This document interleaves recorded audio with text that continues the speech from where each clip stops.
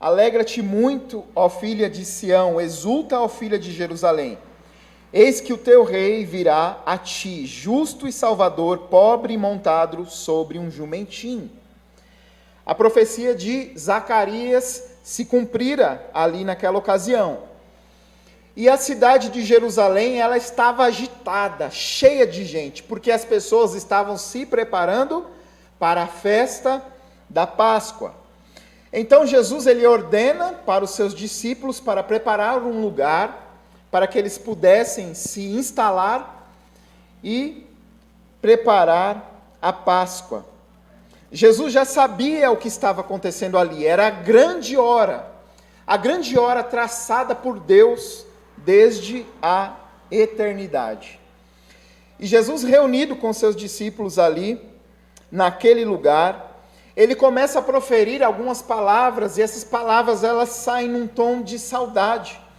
Jesus ele começa a lembrar aos seus discípulos que ele os havia amado até o fim.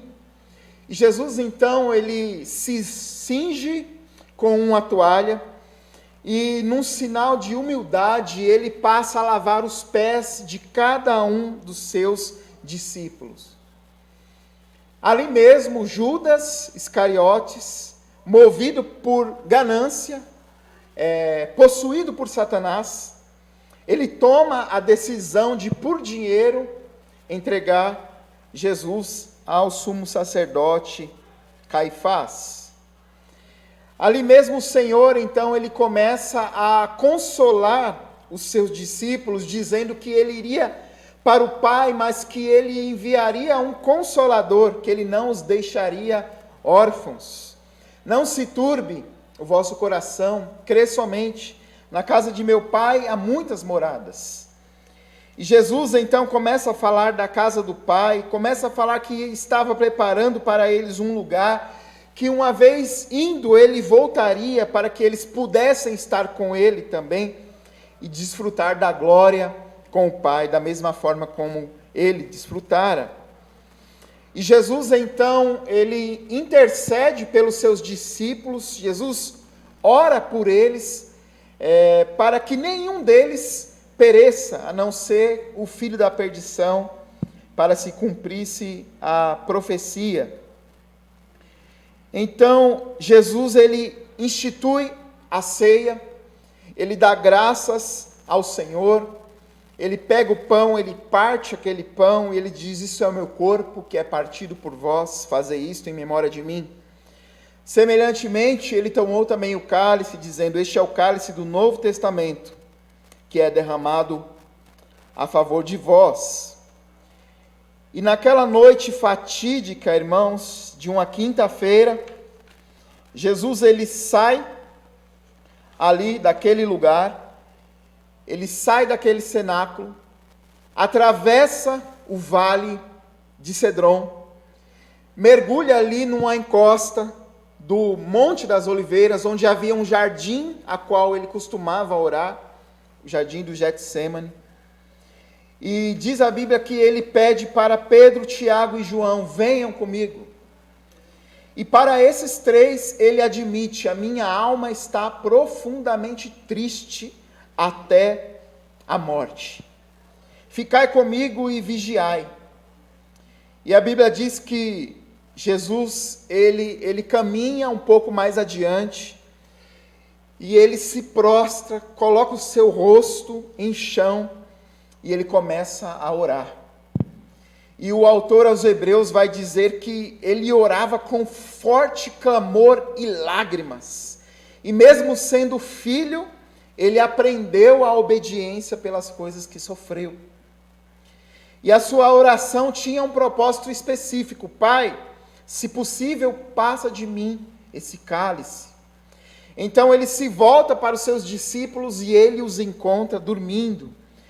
Jesus então acorda Pedro que havia prometido ir com ele até a prisão e, se preciso fosse, até a morte. E ele diz a Pedro: Pedro, porventura não pode vigiar comigo ao menos 1 hora? Vigiai e orai para que não entreis em tentação. O espírito está pronto, mas a carne é fraca. Jesus então ele volta, ele se prostra novamente, ele começa a orar com o seu rosto em terra, as suas lágrimas começam a descer, e ele diz: Pai, se possível, passa de mim esse cálice, contudo que seja feita a tua vontade. Então, ele se volta mais uma vez para os seus discípulos, e eles ainda estão dormindo. Então Jesus ele passa a orar com mais intensidade, e o seu suor começa a se transformar em gotas de sangue, e ele clama ao Pai mais uma vez: Pai, se não for possível, passar de mim esse cálice, que eu o beba, e faça-se a sua vontade. E a Bíblia diz que o Senhor ele envia um anjo para consolá-lo naquela ocasião, e ele se levanta daquela oração, fortalecido para aquele grande drama da redenção que estava por vir. Ele que se dispôs a beber sozinho cada gota da ira de Deus, contra o meu pecado, contra o seu pecado. Ali no Getsemane, então, Jesus, ele não é preso, ele se entrega. Ele se entrega ali. Ele diz: eu estive com vocês tantas vezes e vocês nunca me prenderam, porque ainda não havia chegado a minha hora, mas agora a minha hora chegou.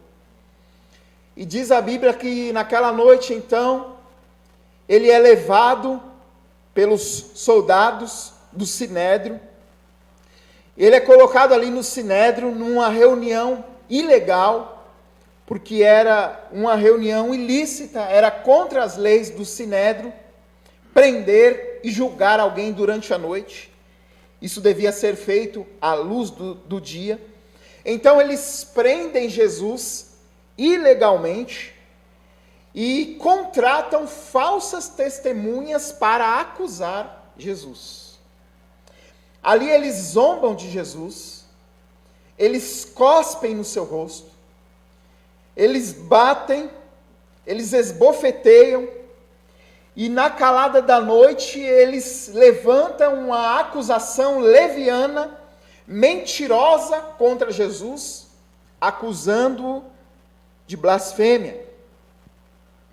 Então naquela noite Jesus ele ficou preso ali no Sinédrio, e quando amanheceu o dia, eles se reúnem de novo, os seus acusadores, mais uma vez, e percebendo que eles não podiam prosperar contra Jesus numa acusação religiosa diante de Pilatos, eles acusam Jesus de outro crime de rebelião, pecado contra César, sedição contra o Império Romano.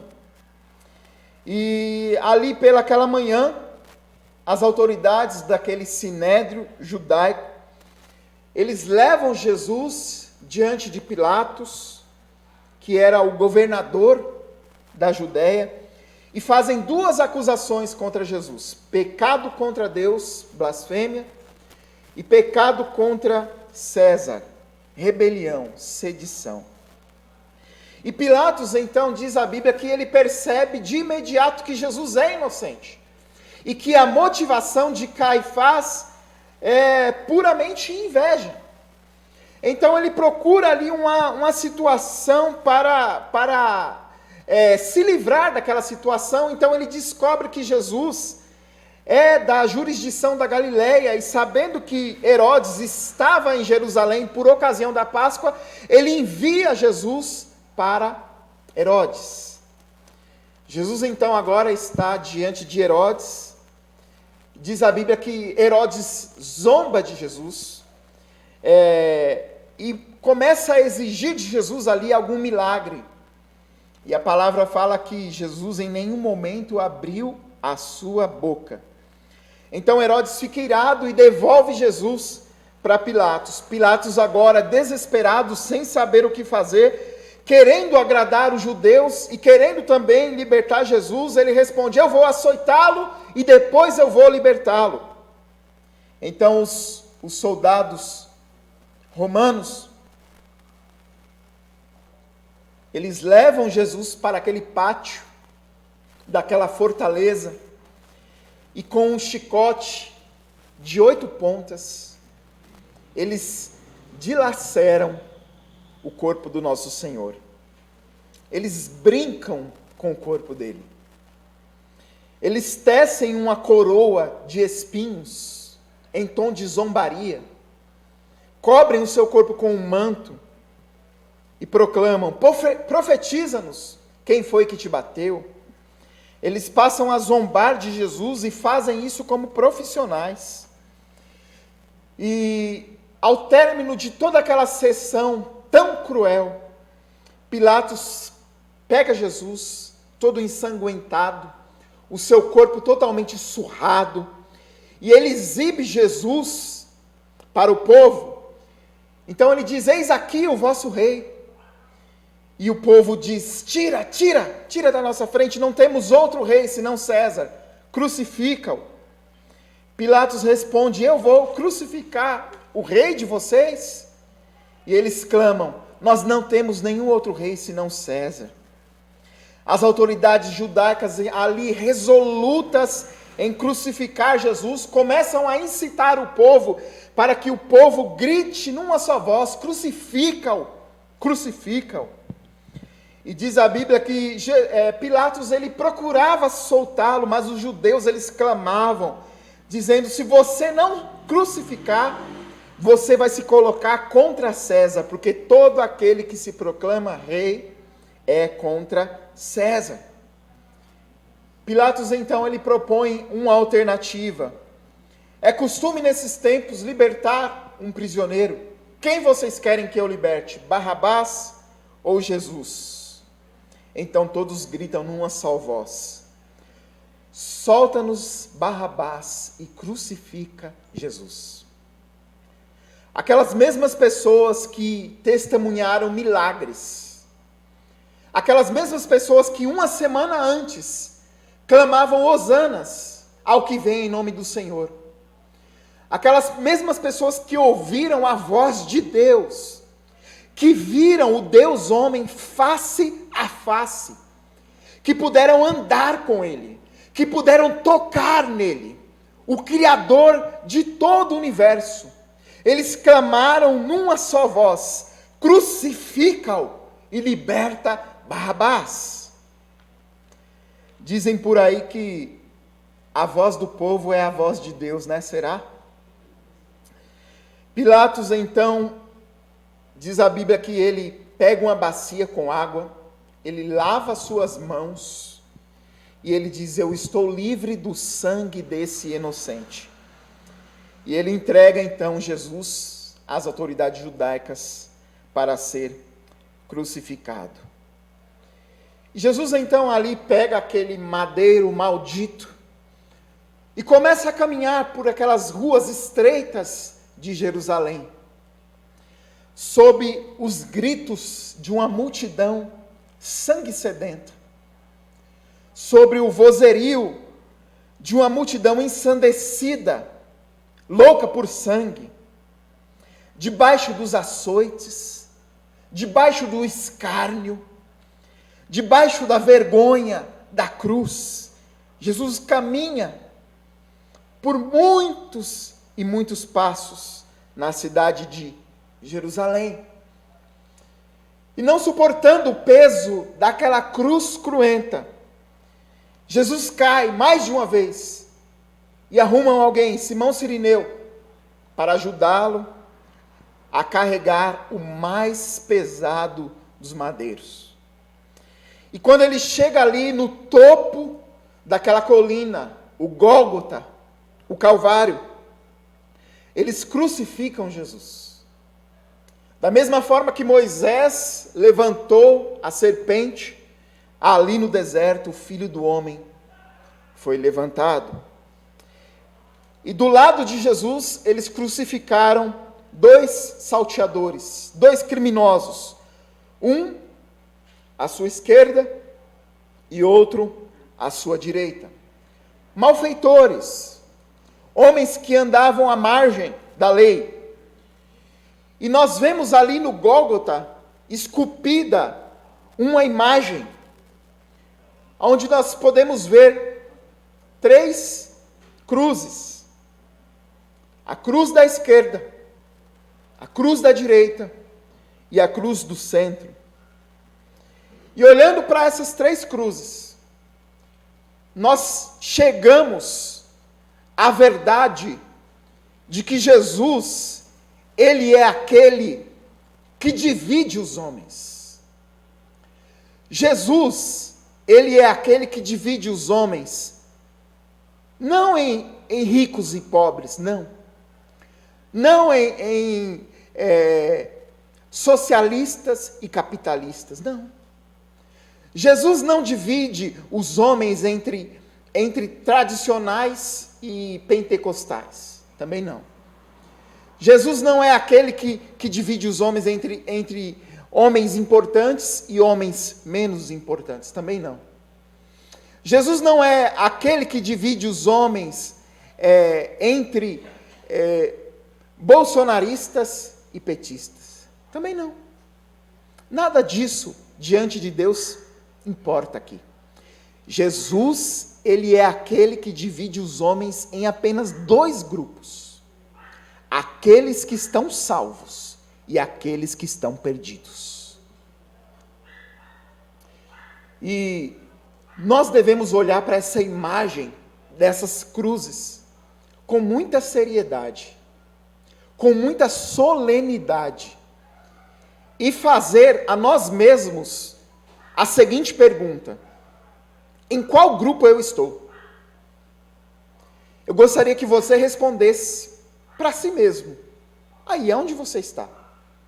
Em qual grupo eu me encontro? Porque só existem 2 grupos diante de Deus: os que estão salvos e os que estão perdidos.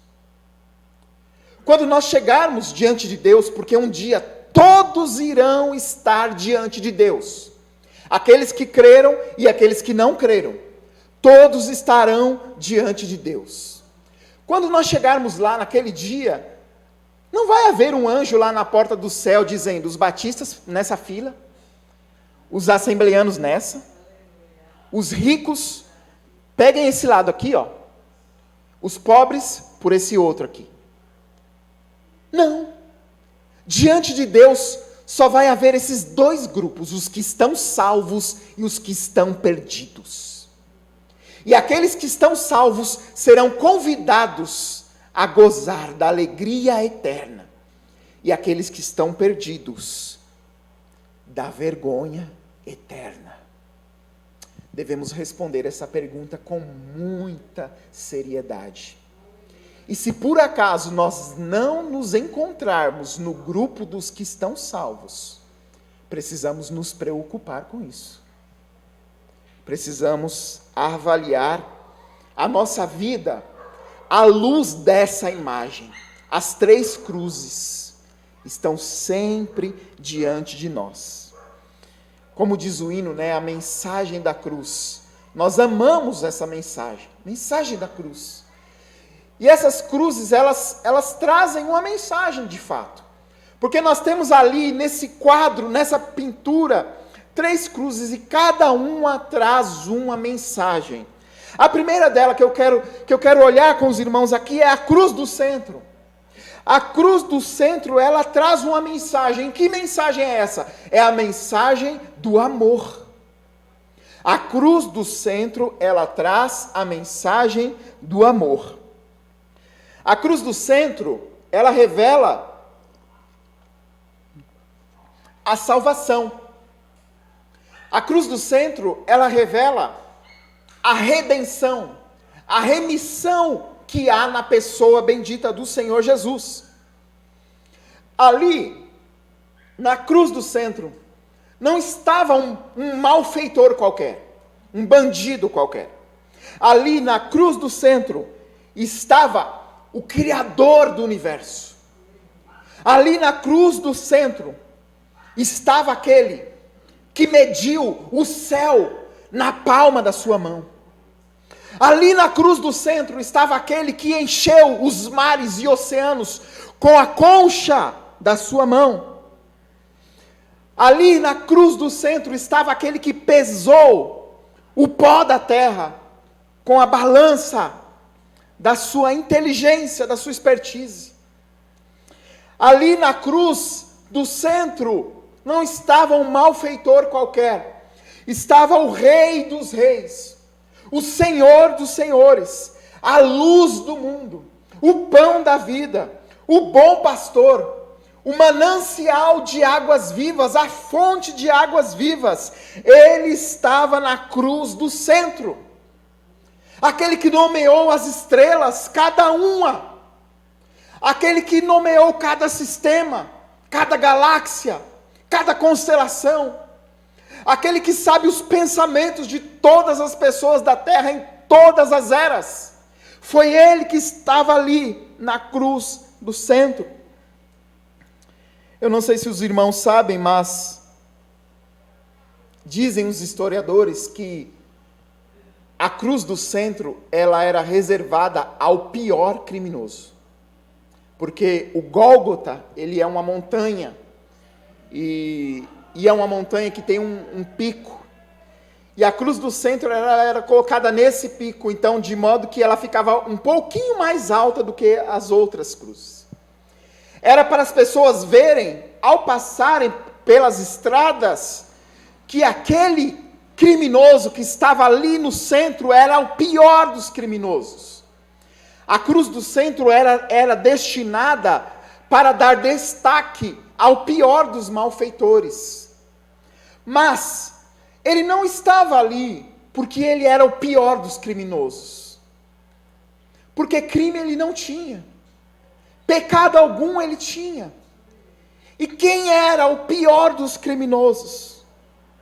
Alguns dizem que talvez seria Barrabás.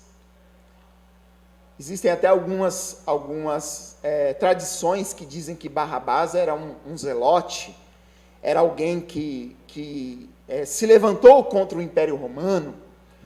Outros dizem que aquela cruz era reservada a estupradores, a pessoas malignas, sanguinárias, pessoas que não valiam nada diante da sociedade. Aquela cruz era reservada para aquelas pessoas.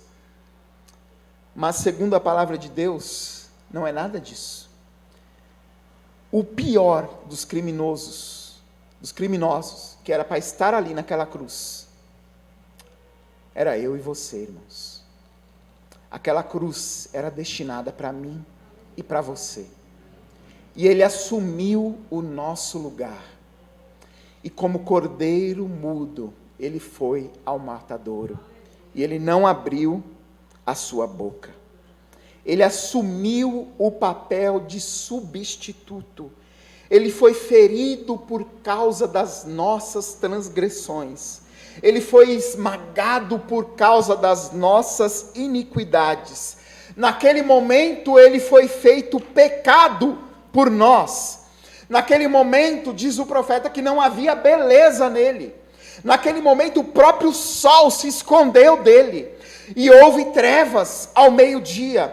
Naquele momento, o Pai precisou desampará-lo, porque ele foi feito pecado, e Deus é santo. Deus não pode contemplar o mal, Deus não pode contemplar o pecado. Ele estava ali na cruz do centro, representando você e eu. Então a Bíblia diz que Deus traspassou o seu filho, e ele foi atingido pela ira de Deus.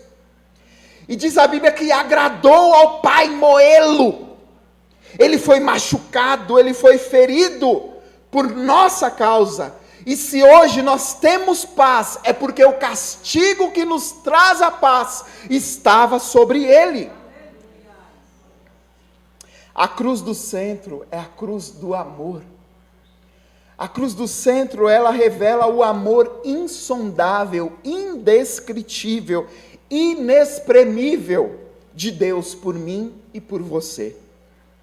Mesmo sendo você quem é, mesmo sendo eu quem sou, Deus é capaz de amar os objetos da sua ira e morrer sacrificialmente por eles. Nada, irmãos, nada descreve com tamanha profundidade, com tamanha beleza e eloquência o amor de Deus quanto a cruz de Cristo. É por isso que nós precisamos sempre nos lembrar da cruz de Cristo, a cruz do Nazareno, a cruz do Galileu. Jesus, ele não foi para a cruz porque Judas o traiu de um modo covarde, não.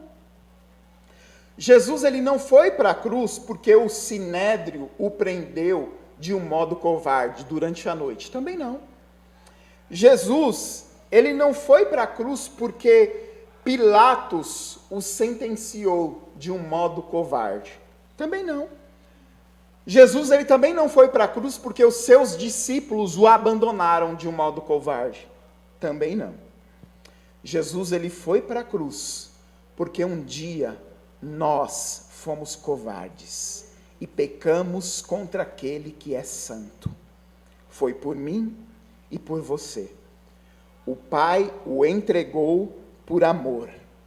Ele não poupou o seu próprio filho, antes por todos nós o entregou.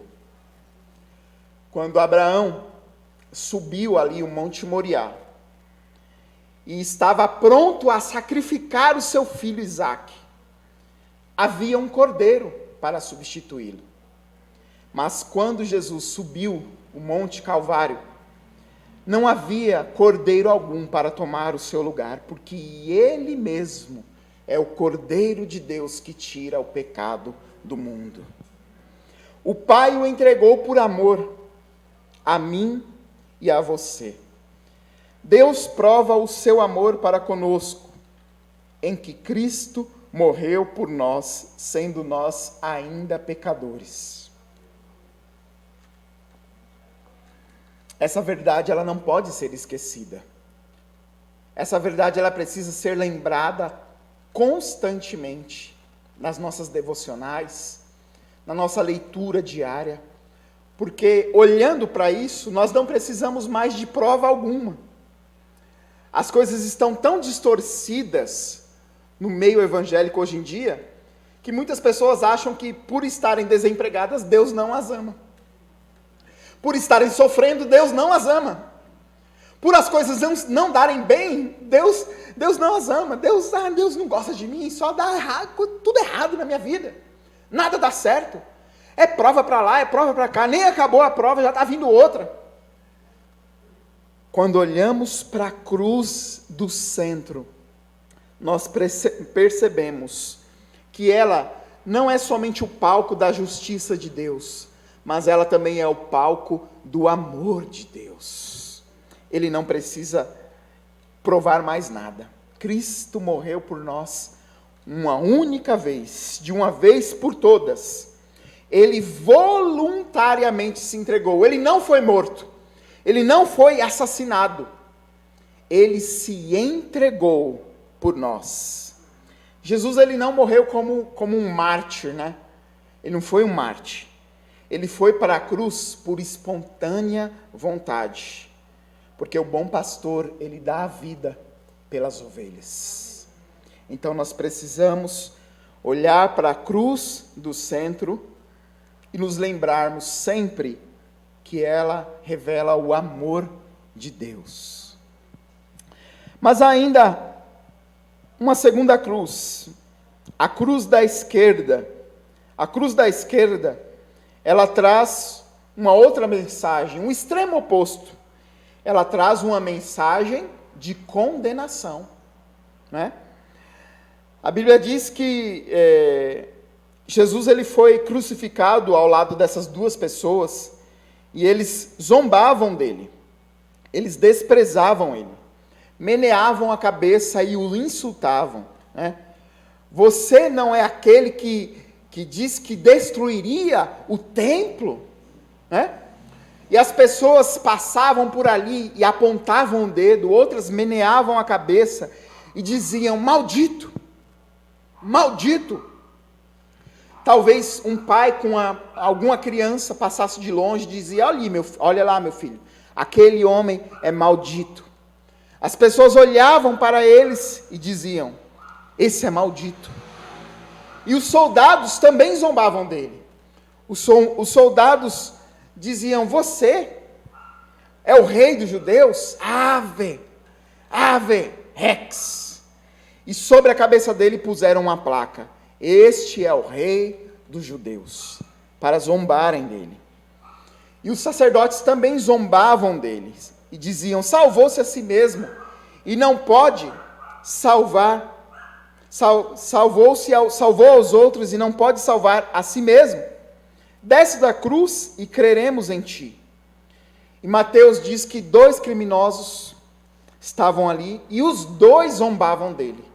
Mateus nos diz isso. Os 2 escarneciam dele. Mas houve um momento em que todo aquele vozerio blasfemo foi interrompido por uma declaração de Jesus. Lá da cruz, do alto daquele madeiro, Jesus intercede: Pai, perdoa-lhes, porque eles não sabem o que fazem. Jesus transforma todo aquele circo de zombaria num púlpito de proclamação. E Jesus intercede por aqueles homens. E o malfeitor que estava à esquerda ouve essa proclamação e, apesar de ser um criminoso condenado à morte, ele rejeita Jesus na hora da morte. E ele diz: se tu és o Cristo, salva-te a ti mesmo e também a nós. O verso 39 diz isso. Mesmo ouvindo aquela intercessão de Jesus, ele permanece impenitente, ele permanece com o coração duro, ele permanece com o coração fechado. Não há nada mais perigoso, queridos, do que manter o coração fechado, endurecido à graça, ao amor de Deus, manter-se endurecido ao Evangelho, ao convite, à mensagem do Evangelho, e perder essa oportunidade na última hora da sua vida. Não há algo mais perigoso nessa vida do que isso. E aquele homem, ele estava ao lado de Jesus. Aquele homem, ele podia escutar a voz de Jesus. Olha que privilégio ele teve. Mesmo no fim da sua vida, ele pôde contemplar o Deus vivo. Ele ouviu a sua voz.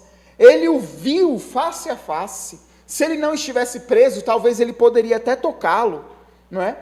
Mas mesmo assim, ele não se arrepende, ele não se dobra, ele se mantém endurecido, rebelde. Perceba que esse malfeitor, ele chega a orar, e ele diz: salva-te a ti mesmo e também a nós. Ele chega a pedir, mas na verdade, ele está clamando não por um salvador, ele está clamando pela libertação das consequências imediatas do seu erro. Ele não tem quebrantamento, a sua conduta não muda, a sua disposição não muda. O que ele quer, na verdade, não é a salvação eterna que há em Cristo. Ele quer somente se livrar daquela situação a qual ele se encontra. Ele não está preocupado com a sua alma, com a eternidade, ele está preocupado com o seu corpo, com a sua vida terrena. E quantas pessoas não estão assim hoje em dia? Elas não dão a mínima para o que há de vir. Vivem apenas preocupadas com essa vida terrena. Aquele homem, ele rejeitou Jesus, ele rejeitou o convite, rejeitou o chamado, rejeitou o perdão que há em Cristo, o amor que há em Cristo, porque ele queria apenas o alívio para a sua dor. E é assim que muitas pessoas se aproximam de Jesus hoje em dia. Elas se aproximam de Jesus buscando apenas a resolução dos seus problemas, a solução para as suas dores terrenas. Lembra-se dos 10 leprosos? A partir do momento que eles foram curados, apenas um voltou para agradecer. Apenas um se lembrou daquele que o curara. Quando nós olhamos para a cruz da esquerda, nós temos uma visão muito triste, não é? Porque Deus, Ele não tem prazer na morte do ímpio. Ele quer que o ímpio se converta do seu caminho e viva. Eu me lembro de uma ocasião, isso foi em 2015, vai fazer, ou já fez 7 anos, né? E eu fui fazer uma visita, junto com um presbítero, ali no Hospital Pimentas, para um irmão que estava internado ali, e após aquela visita, não é? Uma das enfermeiras, ela se aproximou da gente e disse, olha, eu não posso estar fazendo isso, mas eu gostaria que vocês orassem por aquele homem, porque provavelmente ele vai morrer hoje.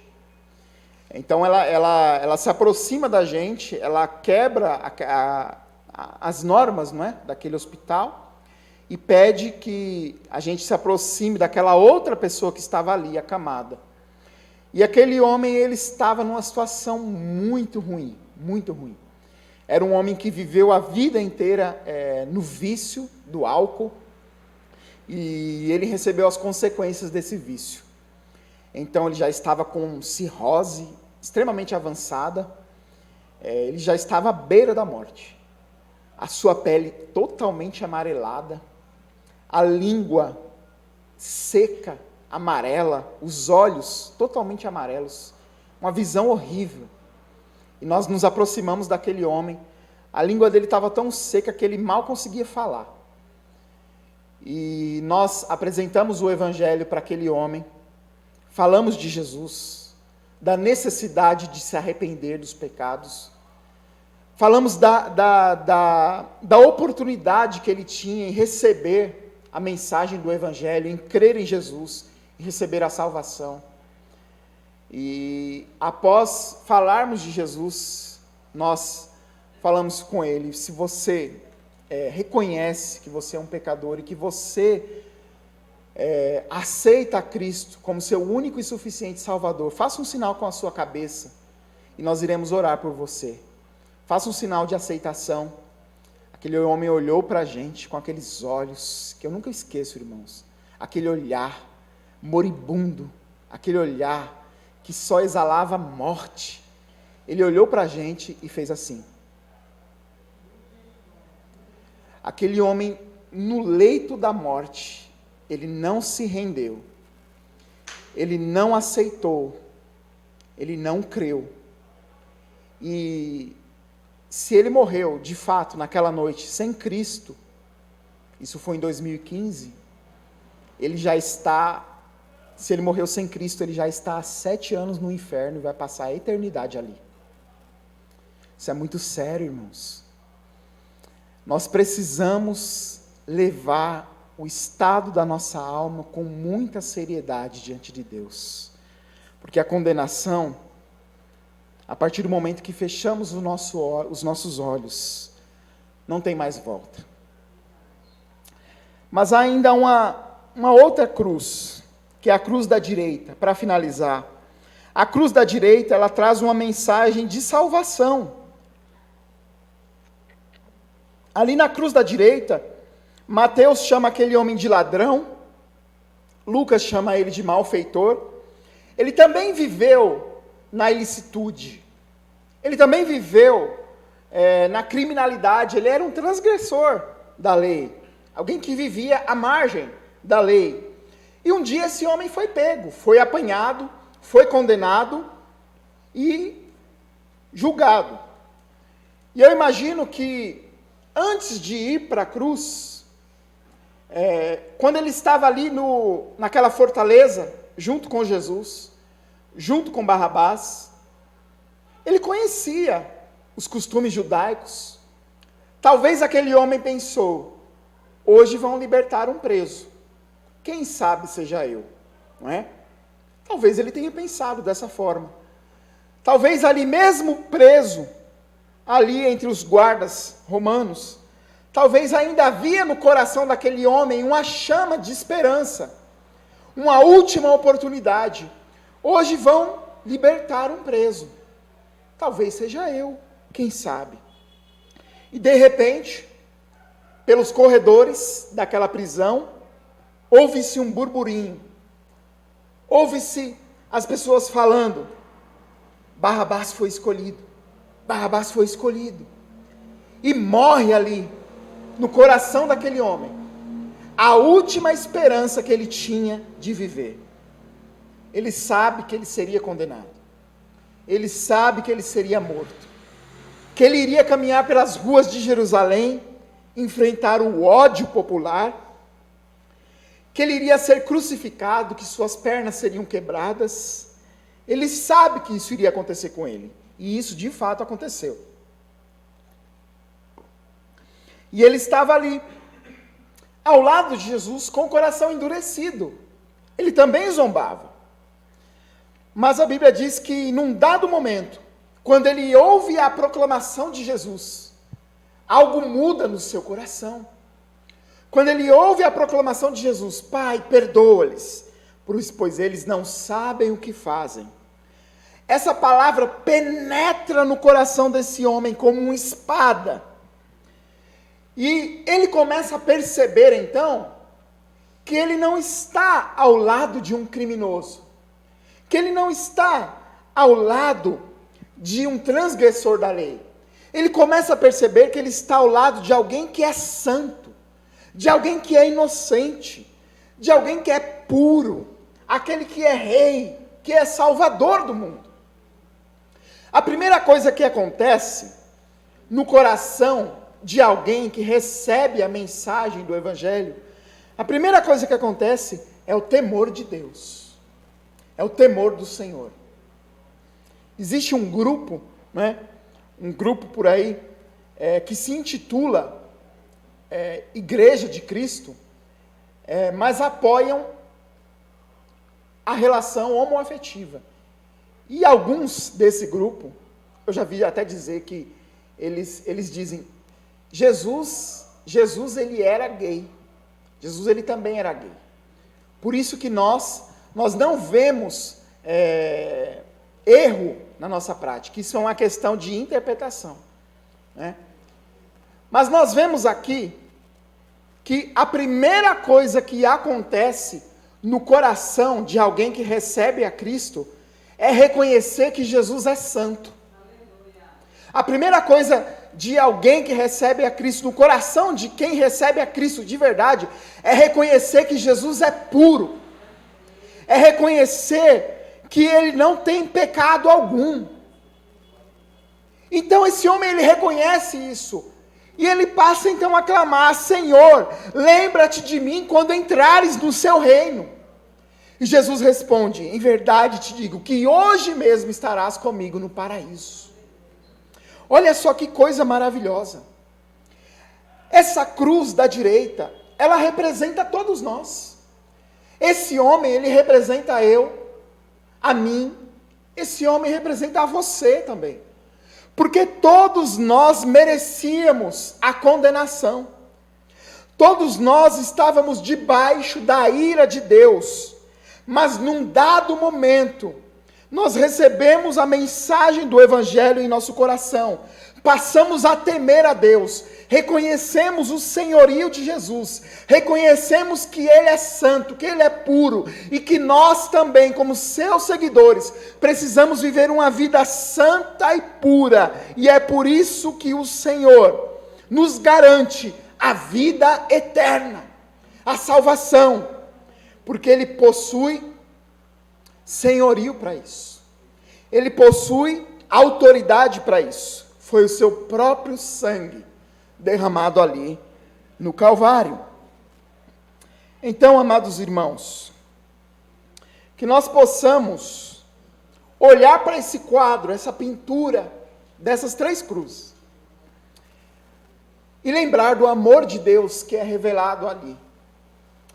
Lembrar também que a condenação, ela é real.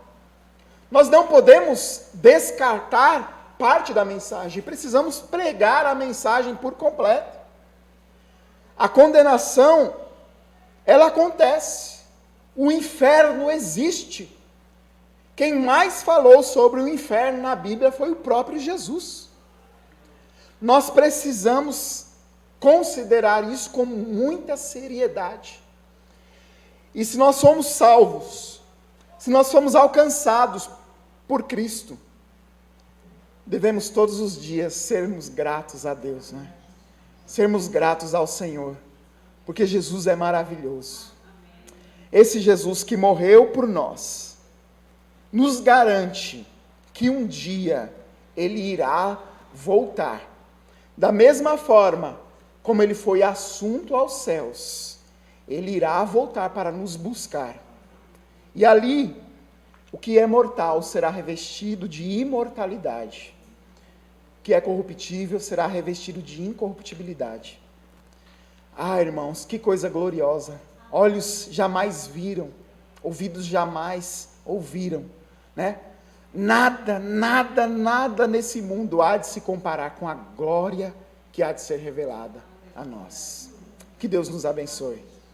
Senhor Deus, nós te louvamos, Pai, e te agradecemos, Senhor, porque um dia, Pai, um dia o Senhor se despiu da sua glória, o Senhor abriu mão da sua glória ali, na eternidade, o Senhor se fez homem, por amor a mim, por amor a nós.